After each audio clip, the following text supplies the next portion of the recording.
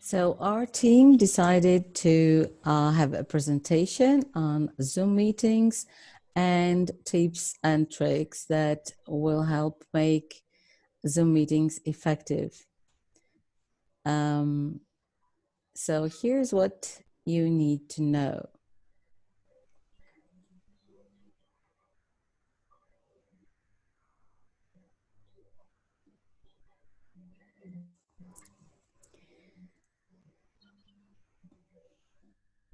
Zoom offers the ability to screen share, which facilitates teaching to a great extent and can be used not only by the teacher but also by students.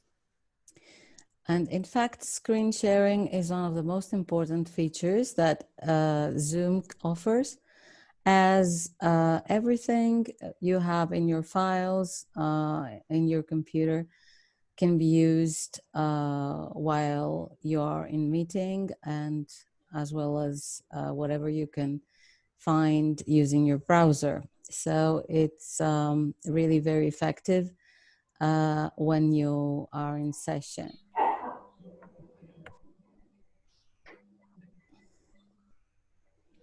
Use breakout rooms in order to get students collaborate in different tasks in small groups, while the teacher monitors their progress by joining the rooms. Breakout rooms are especially useful when you work with larger groups because they have the chance to split up your participants in smaller groups, allocate them in their own virtual space where they can collaborate. And the teacher always has the ability to enter the room, monitor their work, give feedback, and move from room to room. So it's a feature that we should always keep in mind.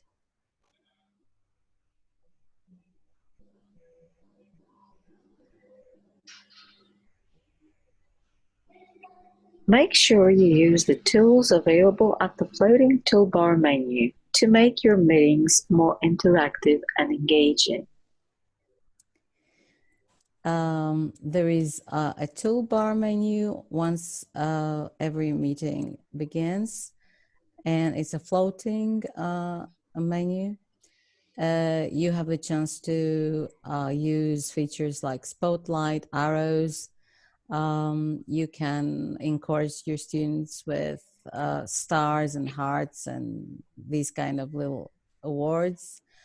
You can write text, you can draw.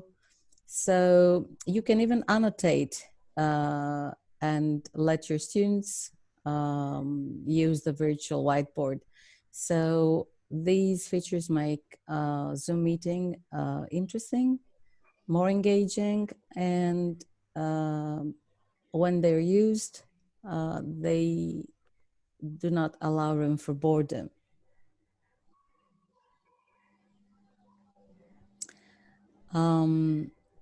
Another thing that is important is to make sure that when we want to host a meeting, we find a quiet spot in the house or wherever we are at the moment, so that there are no distractions, no noise, no people coming in the background.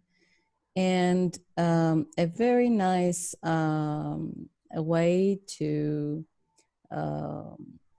avoid a messy space or some unprofessional looking space in the background is to use a virtual background, which is a feature that Zoom has. So you don't have to worry about what's behind your back, and you can always use the image that you like. Of course, there are more tips and tricks, and my colleagues will continue the presentation and give you some more ideas about Zoom meetings. So Natasha will continue.